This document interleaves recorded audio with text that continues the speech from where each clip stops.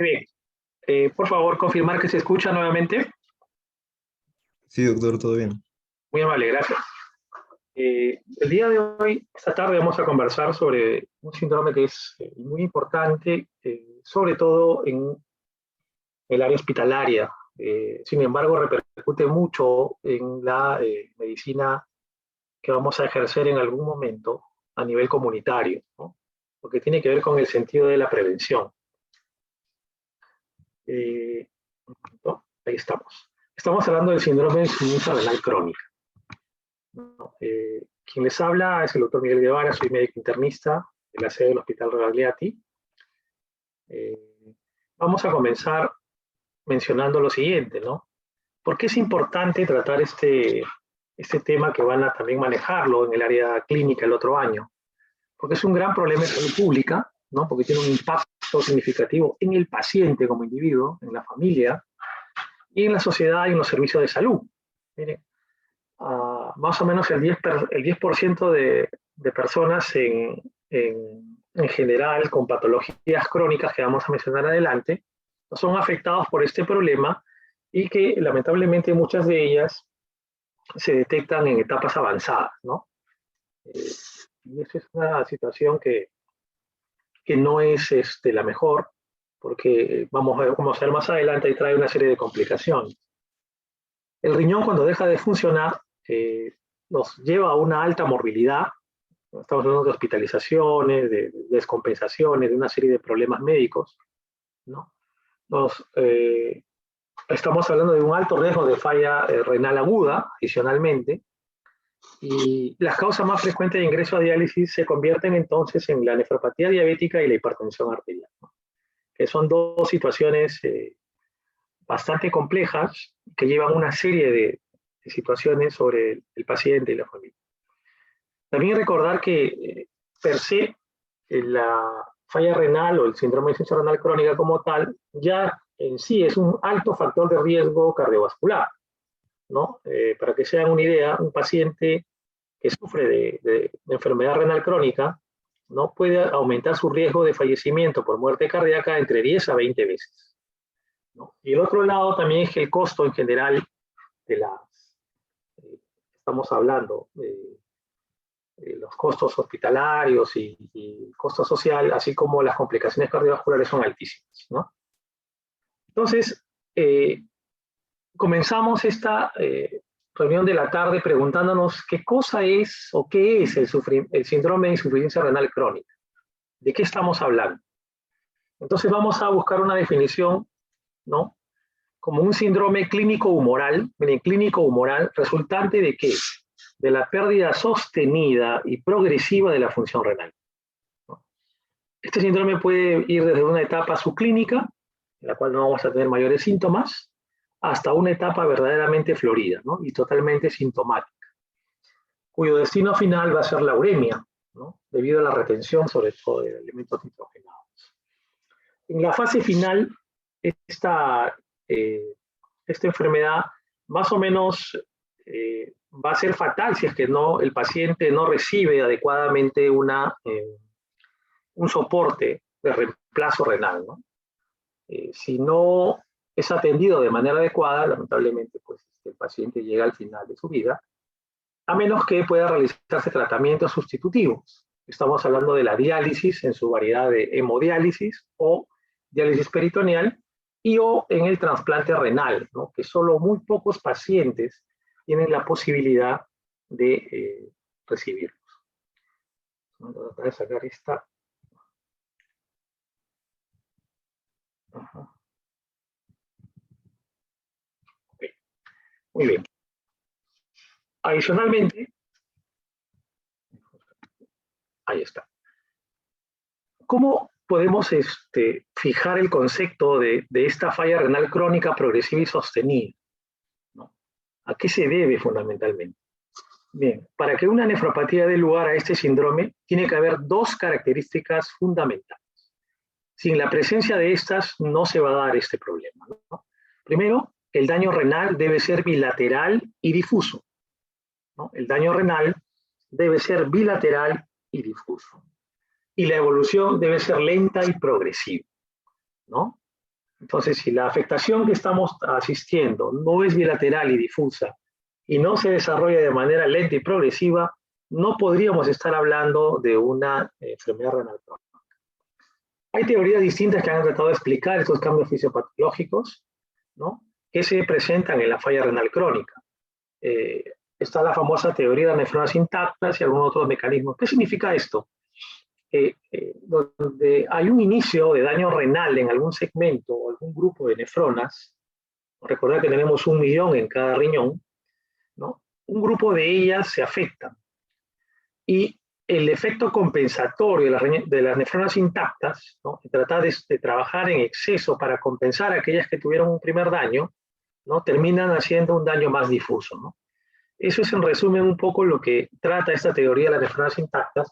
Ya después se agregan otros mecanismos fisiopatogénicos que de alguna manera ya lo hemos revisado en los cursos anteriores, pero que van a llevar finalmente al destino final, que es la uremia. Ahora, ¿qué significa finalmente la progresión de la enfermedad renal crónica? Significa que se pierde todas las funciones del órgano para el cual fue establecido, ¿no? ¿De qué estamos hablando? De filtrado y depuración de sustancias, ahí está la ureatinina, el mantenimiento cuantitativo y cualitativo del medio interno. ¿A qué nos referimos con eso? El control del sodio, del potasio, del cloro, ¿no?, del agua misma. Si esta no es adecuada, el riñón juega pues un papel importantísimo, ¿no?, en esta situación. Y al perder la función, esta también se pierde. La regulación de la presión arterial, por supuesto, ¿no?, que tiene que ver sobre todo con la arteria aferente. Ahí, como decíamos, el balance hídrico en el paciente, ¿no? ¿Bajo qué función? Concentrando, diluyendo la orina, de tal manera que nosotros podamos mantener un equilibrio en el medio interno. También está, como no, de manera adicional, la actividad o la activación de la vitamina D, ¿no?, que tiene que ver con el sistema óseo. Y miren, en el contexto de la anemia, pues la síntesis de la EPO, ¿no?, la eritropoyetina, como hormona que va a generar un estímulo a nivel de la médula ósea para la producción de glóbulos rojos, ¿no? Estas alteraciones se van a ir sumando de manera progresiva, ¿no?, y por lo tanto su daño o su deterioro va a generar sobre todo un impacto a nivel cardiovascular, aumentando la mortalidad del paciente. ¿Eso qué quiere decir en la práctica? Que un paciente nefrópata con daño renal crónico, ¿no?, es mucho más presa de eventos cardiovasculares, infartos de miocardio, arritmias, ¿no?, o eventos fatales que van a llevar al paciente, lamentablemente, a veces a situaciones muy críticas. Entonces, la falta de función progresiva, sostenida e irreversible del daño renal nos va a llevar, evidentemente, a no tener todas estas funciones que hemos conversado. Filtrado, medio interno, presión arterial, balance hídrico, ¿no?, etcétera. Y esto va a dar sustento a todo el cortejo sintomático y clínico que vamos a encontrar más adelante. Entonces, cuando tenemos un cuadro de diagnóstico positivo, ¿frente a qué estamos, no? ¿Qué pasa con nuestros riñones? ¿No? Hay un cuadro clínico, sí, efectivamente, y lo que tenemos que preguntar es siempre sobre un antecedente de historias personales, ¿no?, que pueden haber sido previas a la nefropatía, que a veces son simplemente hallazgos iniciales o esporádicos o aislados de un daño renal que se va a presentar después más adelante de manera mucho más evidente, ¿no? Y tenemos que preguntar sobre si hubo o no hematuria en algún momento, ¿no? Si la persona fue evaluada y le consignaron que hubo hematuria, si el paciente ha tenido episodios de cólicos renales, si ha eliminado cálculos, si ha habido infección urinaria, ¿no?, si alguna vez ha tenido edemas o es portador de hipertensión arterial. ¿Y por qué todo esto? Porque la hematuria y la proteinuria nos hablan fundamentalmente a veces de daño glomerular. Los cólicos nefríticos nos hablan fundamentalmente de que hay algún problema obstructivo en la vía urinaria. La eliminación de cálculos nos habla de que hay litiasis, ¿no?, que van a provocar una serie de cambios que finalmente llevan a daño. Las infecciones urinarias a repetición van a generar cicatrices en la zona pélvica renal, en la misma corteza, ¿no? Evidentemente, el edema y la hipertensión arterial son una manifestación ya de un daño renal que se va haciendo más progresivo. Si el paciente estaba en coma, ¿y por qué tendría que ser eso? Claro, porque estamos hablando sobre todo de perfusión renal. Si ha sido mujer y ha tenido durante el embarazo la famosa toxemia gravídica, o sea, ha tenido preeclampsia, también eso por daño renal. Y es importante preguntar al paciente si ha habido o no uso excesivo de analgésicos, ¿no? Históricamente se conocía la fenacetina, pero en realidad ahorita hay una serie de AINES que están libres a libre disposición, que mucha gente se automedica, ¿no? Y también la historia familiar de nefropatía, ¿no? Si ha habido algún daño a veces que puede ser de transmisión, digamos, de carácter familiar. Ahora, ¿qué tenemos que hacer también? Como ya hemos aprendido en los primeros segmentos, ¿no? Todo está basado en una real y adecuada entrevista. Entonces, una correcta y detallada anamnesis debe, pues, darnos alguna luz de la presencia de una falla renal, ¿no? Algunos factores de riesgo o algunas situaciones que nos puedan alertar, ¿no? Como que, por ejemplo, si yo tengo un paciente ya que tiene más de 60 años, solo ese hecho me lo pone en riesgo de estar frente a una nefropatía, ¿no? Por el envejecimiento propio de los riñones. Si nuestro paciente es hipertenso, ¿no? Un hipertenso reciente o de larga data, más aún todavía, ¿no? Si el paciente es diabético, ¿no? Es diagnosticado de diabetes ya, digamos, de manera concurrente, ya es un paciente usuario de insulina, ¿no? Este paciente ya tiene la posibilidad de tener un daño renal crónico, ¿no? Aquel otro paciente que ha tenido una enfermedad cardiovascular, ha tenido un infarto, una arritmia, una insuficiencia cardíaca, o, como no, antecedentes de enfermedad renal en la familia, ¿no? Y otras cosas también que pueden acompañar a decirnos este paciente puede tener un daño renal, es si el que nació con bajo peso, ¿no? ¿Por qué? Porque los niños prematuros y de bajo peso tienen menores nefronas al nacer, ¿cierto? Y por lo tanto se quedan insuficientes y desarrollan enfermedad renal crónica. De hecho, también la pérdida digamos, de alguna lesión renal, alguna cirugía, de haber sido una nefrectomía, ¿no? O haber tenido, como no, el hecho de que una vez que se pierde una parte del riñón o uno de ellos, el otro tiene que generar una hiperfiltración o hipertensión glomerular para poder dar respuesta a la función sostenida o residual que pueda tener el paciente. Ahora, también se ha visto que en algunos segmentos poblacionales, ¿no? De nivel sociocultural bajos, ¿no? Demuestran que el impacto de la enfermedad renal crónica es mayor y tiene mayor incidencia, ¿no? Este es un factor que a veces no lo entendemos nosotros fisiopatológicamente, pero si uno hace una asociación entre pocas posibilidades de alimentación, digamos, de situación de calidad de vida, etcétera, estamos hablando de que hay más exposición a infecciones, a malnutrición, y solamente el hecho de no tener un crecimiento y desarrollo adecuado de los órganos. Y todo esto finalmente hace que en un grupo de estos pacientes desarrollen también con mayor posibilidad de enfermedad crónica. Y esto es lo más complicado, porque son generalmente personas que no tienen acceso a las atenciones de salud. Y menos aún para hablar de hemodiálisis, y menos aún para empezar en trasplante, ¿no? Entonces, mire cómo las cosas se van complicando, ¿no? Sobre todo en este nivel, en este segmento poblacional con menos recursos. Muy bien, no se olviden que tenemos que hacer un examen físico muy detallado, ¿no? Hay que registrar el peso, hay que pesar a nuestro paciente, ¿no? Hay que tallarlo, ¿no? Hay que considerar alguna anomalía, sobre todo si son pequeños o todavía jóvenes, ¿no? Evidentemente hay que tomar adecuadamente la presión arterial, como ya lo han entendido, hacer un fondo de ojo, ¿no? Evaluar correctamente la semiología cardíaca, ¿no? A nivel cardiovascular, a nivel pulmonar, ¿no? Buscando soplo, buscando frote, buscando, vamos a comentarlo más adelante, ¿no? Y evidentemente la palpación a nivel de abdomen, sobre todo buscando masas renales, ¿no? O riñones palpables, ¿no? O a nivel dolor a nivel lumbar. En el hombre, ¿no? En el paciente varón, es imprescindible hacer un tacto rectal, ¿no? Para examinar la próstata, ¿no? Porque las uropatías obstructivas, ¿no?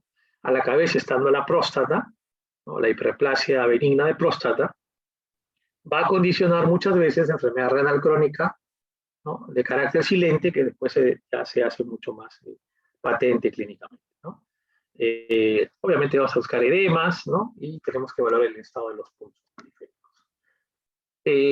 En este gráfico es solamente para hacer una reflexión. Miren, si nosotros vamos a un hospital como el que estamos, la sede que estamos yendo ahora, el hospital tiene un centro de diálisis, ¿no? Si ustedes lo ven, está donde está el centro de la pileta, a la mano izquierda, y hay una estructura en el primer piso, donde hay 20 máquinas de diálisis por área, o sea, hay 40 en total.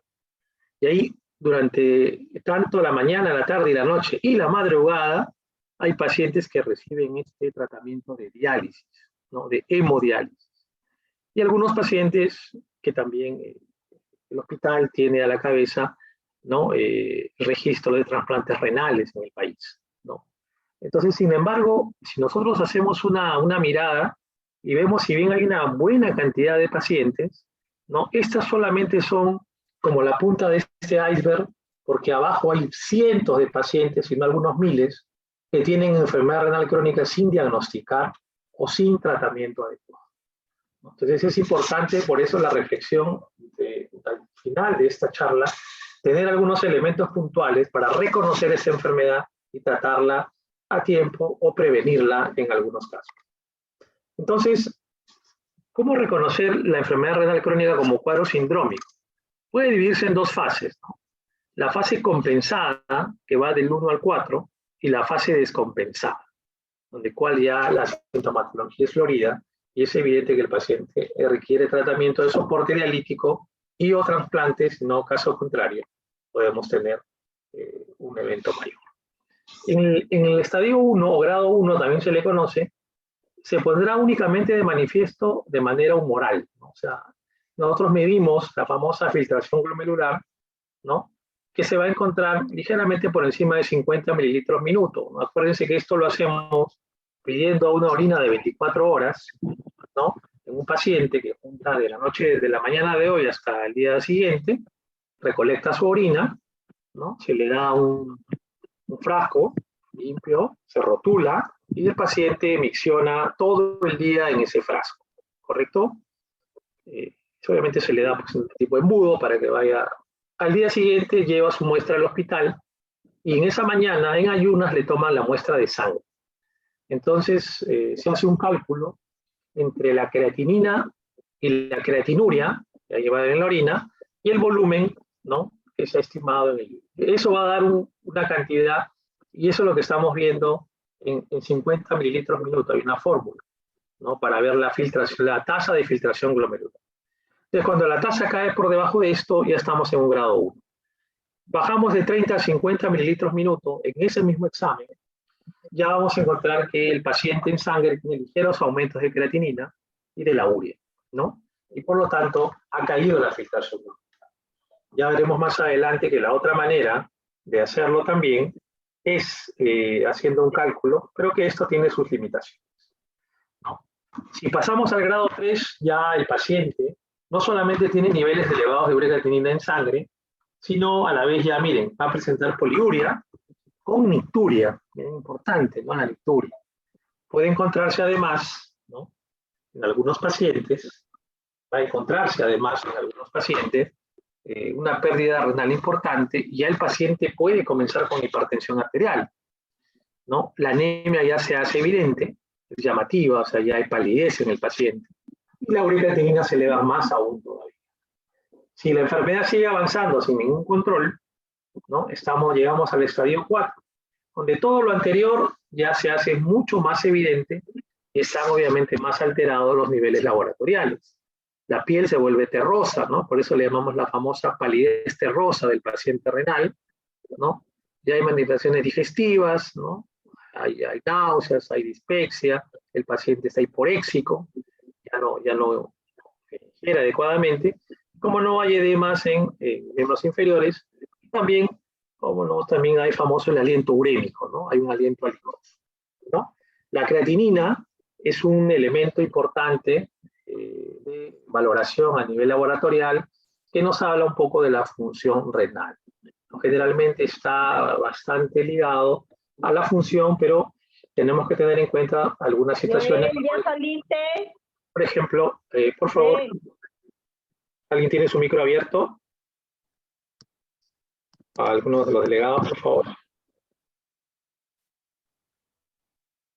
Sí. Muy bien, gracias por apagar el micro. Continuamos.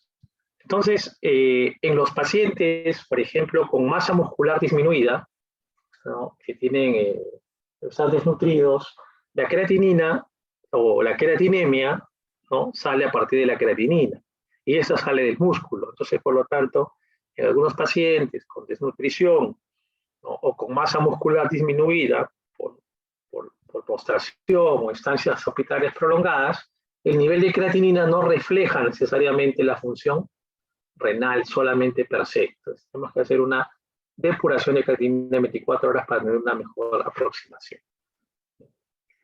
Por favor, el delegado o quien está haciendo su reemplazo, confirmar que se escucha y se ve adecuadamente. Sí, doctor, se escucha y se ve bien. Ok, gracias, mi amor. Seguimos entonces. En la fase ya descompensada, el cuadro clínico es mucho más evidente y hay un cuadro que se llama síndrome urémico o en estado de uremia terminal, ¿no?, donde todo lo anterior está ya descrito, pero además, ¿qué se agrega? Encefalopatías, el paciente entra con trastorno de conciencia, ¿no? Hay estados de disminución de la alerta, ¿no? Puede haber neuropatías, ¿cierto?, por los daños a nivel de los nervios periféricos. Hay enfermedad ósea, ¿no? El paciente, por una serie de recambios, ¿no?, hay un problema de osteoporosis, ¿sí? Puede haber calcificación, ¿sí?, en algunas otras estructuras, en partes blandas, puede haber necrosis de los tejidos blandos, de hecho va a haber prurito, ¿no? El paciente tiene rascado, van a ver ustedes algunas lesiones por rascado en el tórax, en el abdomen, ¿no? Va a haber, sí, hiperlipemia, ¿cómo no?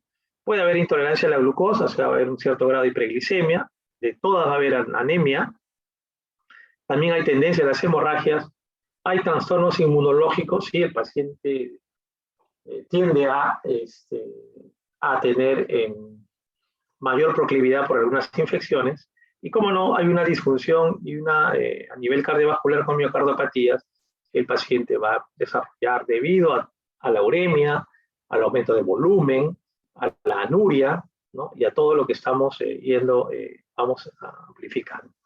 Entonces, todo esto se conoce como síndrome urémico o uremia terminal. Si es que nosotros no intervenimos a este paciente, inevitablemente va a llegar al éxito letalis, ¿no? Entonces, esto es una situación que es evidente y es ampliamente crítica. Este es un cuadro que nos habla un poco de la filtración glomerular que habíamos descrito, ¿no?, en esta orina de 24 horas, ¿sí? Más o menos acá también nos hablan de estadios del 1 al 5, ¿no? Esta es una de las tablas de la Asociación Mundial del Riñón, ¿cierto? Y aquí, insuficiencia renal o fallo terminal le ponen en 15, menor de 15 milímetros por minuto. Aquí sí estandarizado a un área de superficie de 1.63 metros cuadrados, ¿no?, el adulto, ¿cierto? Y también vamos viendo acá los niveles que van de más o menos de 15 a 30, a 30 a 60, mayor a 60, y en este caso pone acá alrededor de 90 para este cuadro. Aquí lo que quiero remarcar es que la falla del estadio 5, que es el estadio en que estamos conversando hace un momento, lo que se requiere es tratamiento sustitutivo, ¿no?, y que hay un cuadro urémico ya evidente. Y estamos ya en una situación de insuficiencia renal crónica terminal. Esa es la situación. Muy bien, hablemos un poco de la etiología, ¿no? ¿Qué sucede? ¿Qué me lleva a la falla renal crónica, ¿no? Y aquí hay dos elementos importantísimos que sí quisiera que ustedes se lo graben y que de repente vayamos tomando conciencia del impacto de esas enfermedades, que las escuchamos, las repetimos, pero a veces no nos damos cuenta de lo importante que es hacer una intervención temprana, ¿no? ¿La diabetes es la causa principal de falla renal crónica? Sí. Si usted tiene 100 nuevos pacientes que entran a diálisis, hacen debut de hemodiálisis, 40 de ellos son diabéticos. O sea, miren el impacto que esta enfermedad metabólica produce, ¿no?, a nivel renal. Entonces, está muy asociado, ¿no?, al concepto de nefropatía diabética. Y el segundo es la hipertensión, ¿no? Entonces, si usted hace un recuento entre hipertensión y diabetes, llegan al 65 un poco más por ciento, ¿no?, de causas de insuficiencia renal crónica. Y después las demás se reparten en glomerulonefritis, que son el 11 o 10%, llamadas enfermedades intersticiales del riñón, un poquito de cistitis y algunas neoplasias que no pasan del 1 o 2%. Entonces, el mensaje de esta lámina es que diabetes e hipertensión van a llevar a nuestro paciente en algún momento a la falla renal crónica. Entonces, la prevención del desarrollo de estas dos situaciones y o el tratamiento, ¿no?, adecuado, con vigilancia y monitoreo de estas enfermedades, van a evitar o van a retardar la presencia de enfermedad renal crónica terminal. Caso contrario, el paciente va a debutar en diálisis, ¿no?, y esto es altamente costoso, es altamente peligroso para el paciente, con una serie de eventos, ¿no?, de riesgo en cada vez que se dializa el paciente. Si ustedes sacan una mirada a todo este cuadro, todo el recuento que hay cuando el paciente ya llega a la insuficiencia renal crónica, ¿no?, tanto de carácter clínico como bioquímico. Y entonces es importante, desde ahora, mantener un orden sobre los aparatos y sistemas para poder reconocerlo de manera correcta, ¿no? Si uno evalúa el sistema nervioso, va a encontrar que hay una encefalopatía, la famosa encefalopatía urímica, ¿no? Hay polineuropatía periférica que se traslada con debilidad, ¿no? Disfunción del sistema autónomo, sí, se trabaja con alteraciones de la presión arterial, hipertensión, hipotensión, ¿no? Si usted se va a evaluar el sistema hematológico, va a encontrar anemia, de todas maneras, anemia normocítica normocrónica o anemia microcítica, ¿no? Va a haber disfunción plaquetaria, claro, el paciente tiene mayor tendencia a sangrados, pero también puede hacer fenómenos de coagulabilidad en otro lado, ¿no? Hay alteraciones a nivel de la inmunidad celular y humoral, ¿no?, de ambos lados. Por lo tanto, miren, el paciente es proclive a infecciones y a neoplasias, ¿no? Miren el impacto, ¿no?, que este grupo de pacientes tiene, ¿no? Por eso es lo complicado que es poder llegar a esto. Evidentemente, si vemos el corazón, el paciente va a desarrollar hipertensión, ¿no?, miocardiopatía, va a ser infartos, la famosa pericarditis urémica, ¿no?, el derrame pericárdico por uremia, que es una causa de hemolesis diaria, ¿no?, es una emergencia nefrológica, ¿no? Y, bueno, algunas vasculitis y, como no, la enfermedad cerebrovascular que va a estar también. Y si así vamos revisando, a nivel osteoarticular, ¿no?, la famosa enfermedad ósea de remodelación, ¿no?, puede haber una artritis gotosa, ¿no? Si vamos al sistema respiratorio, puede ser causa de derrame pleural o vamos a encontrar derrame pleural en estos pacientes. Edema pulmonar, ¿no?, famoso pulmón urémico, ¿no?, que igual asemeja una congestión pulmonar, asemeja un daño pulmonar bilateral severo, ¿no? Pero una vez que ese paciente se dializa, el pulmón queda totalmente limpio, ¿no? A eso se llama el famoso pulmón urémico o edema pulmonar urémico. Y a nivel digestivo, evidentemente, van a haber, pues, hiporexia, náuseas, vómitos, ¿no?, displasias de colon o divertículos. Y así podemos extender la lista, ¿no?, de todo lo que podemos encontrar. Evidentemente, el paciente se va a malnutrir, va a haber pérdida de peso, ¿no?, a nivel endocrino, resistencia a la insulina. Si ustedes hacen dosaje de hormonas, va a haber alteración, casi todas, el control del eje hipoficiario. A nivel de la esfera sexual, el paciente va a perder la capacidad de erección, disfunción eréctil, y si es mujer entra en amenorrea. En la piel, la famosa escarcha urémica, con hiperpigmentación, hay cerosis, o sea, hay sequedad, hay prurito. La calcifilaxis se refiere a calcificación, o sea, calcio en partes blandas, por si acaso, ¿no? A veces van a ver eso esporádicamente, claro, si está en un hospital nacional, de hecho es que probablemente encuentren calcifilaxis. El paciente va a tornarse deprimido, bueno, y a nivel bioquímico viene una serie de cambios que evidentemente están relacionados a la enfermedad, ¿no? si yo hago un examen físico, hoy día me tengo que llevar muy claro estas ideas, ¿no? Estos ítems que hemos puesto acá, ¿no? ¿Por qué mi paciente tiene pigmentación de la piel, ¿no? Porque hay retención de urocromos, ¿no? Y del metabolismo de la melanina. Tengo lesiones por rascado porque hay un prurito asociado a ¿qué? A un hiperparatiroidismo secundario, ¿no? Por eso es que el paciente tiene rascado. ¿Por qué tengo hipertensión? ¿O por qué tiene mi paciente que está presente en el 80%? Porque tiene que ver con el nivel de agua y sal en el paciente. ¿Por qué mi paciente puede presentar edema agudo de pulmón o edema periférico? Porque va a desarrollar insuficiencia cardíaca, un síndrome nefrótico, una glomerulonefritis. Si yo encuentro lo de la columna a la izquierda, infiero lo que está a la derecha, ¿no? Y ahí, como le decía hace un rato, ¿no? Si yo en mi examen físico encuentro un frote pericárdico, con el latido cardíaco, ¿no? ¿No? La diferencia, no es un soplo, sino un frote, evidentemente tienen que pensar en una peritonitis urémica, y eso es una emergencia. Una peritonitis urémica es una emergencia, porque si no, ocurre el taponamiento cardíaco y el paciente puede fallecer. Y finalmente, la hipotensión, ¿no? Y el pulso paradojal nos puede hablar de derrame pericárdico o taponamiento. Miren, entonces, en el examen físico, ¿no? Lo que yo encuentro a la izquierda me hace inferir lo que está a la derecha, ¿no? Para poder tener una mejor idea de lo que debo hacer, ¿no? De manera pronta o de manera inmediata.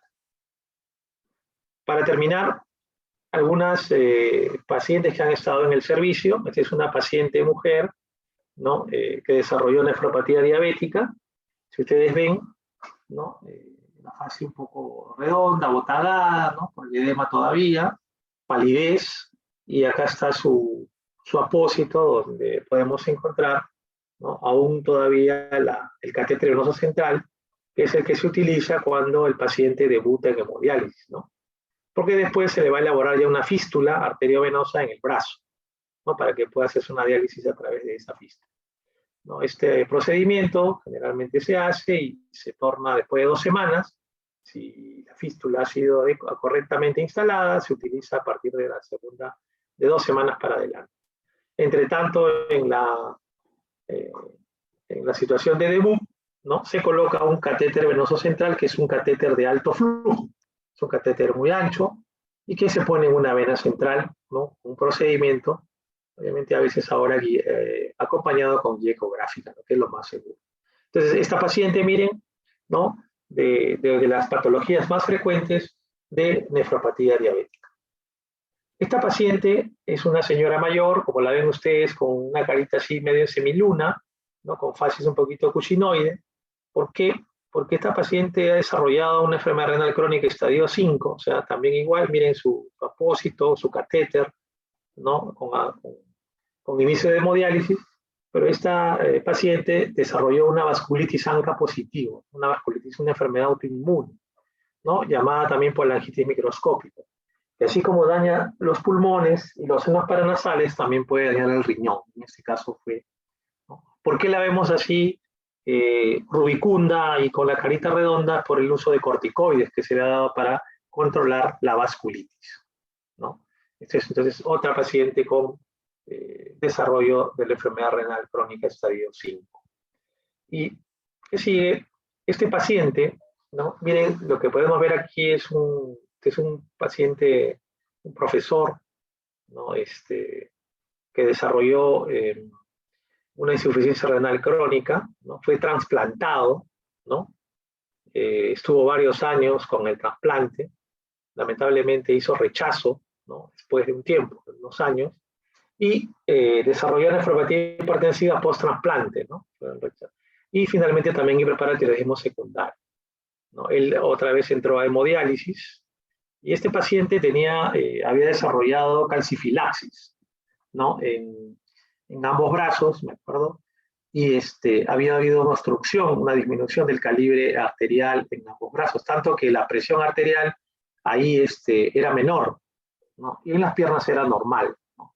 Esta situación poco frecuente hacía que algunas veces cuando llegara algún centro médico a la emergencia pensaban que el paciente estaba hipotenso, ¿no? Cuando en realidad era el fenómeno de la calcifilaxis que se había depositado en las arterias de los brazos, ¿no?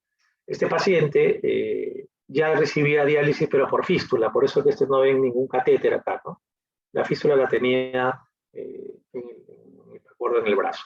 Cuando el paciente no se le puede realizar por una fístula arteriovenosa, por diferentes motivos, porque no desarrolló la fístula, porque se infectó, porque se trombosó, se colocan ahora catéteres de alto flujo de larga permanencia, ¿no?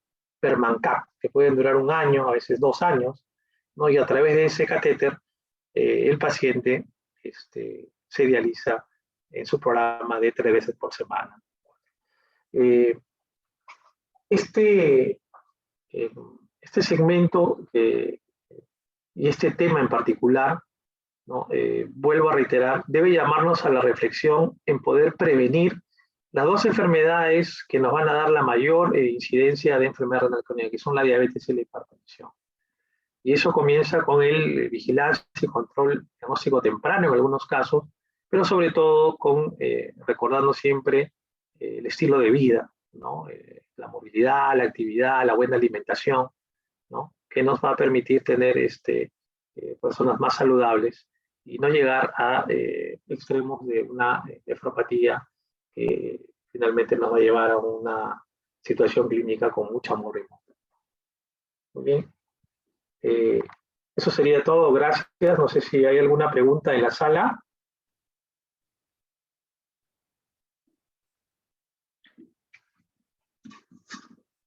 Bueno, muy bien. Entonces, no habiendo más preguntas, le agradecemos la asistencia a los que han estado presentes ahora y que les pueda haber servido para tener más claro, ¿no? Ahora en este segmento los pacientes con enfermedad renal crónica.